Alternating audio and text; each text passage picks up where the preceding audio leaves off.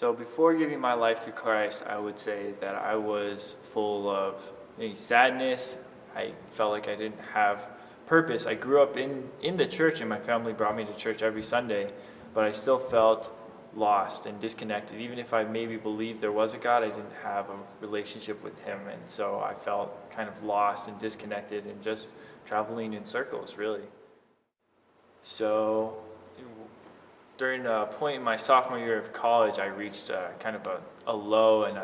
maybe a high in depression. My depression was really severe, and I was just full of sadness, and I reached a point where I realized like this was my life, and I could choose either between going into darkness and getting myself involved with a crowd that I was already kind of participating in, or I could go with Jesus and decide to follow him. And so I decided then. I remember the time I was actually just in the bathroom sobbing, and I had a come to Jesus moment, as I would say, and I really found my relationship with him, and he found me and drew me in at that point in my life. Since giving my life to Christ, I have been filled with a peace and a joy that it talks about in the Bible, just the fruit of the Holy Spirit, being controlled by that happiness, which is just really great for me because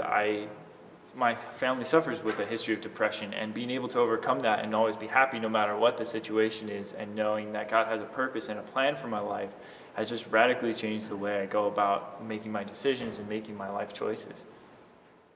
So I would like to get baptized because I believe it's a biblical concept in professing your faith, and I think I have gone through baptism before, and I was at a younger age, but I don't think I understood or even had a relationship I had with Christ now. And baptism is kind of a symbolic representation not only of how Christ cleansed me of all my sins, but also just a profession of my faith in that I'm going to walk with Christ for the rest of my life, and I want this to be known just publicly.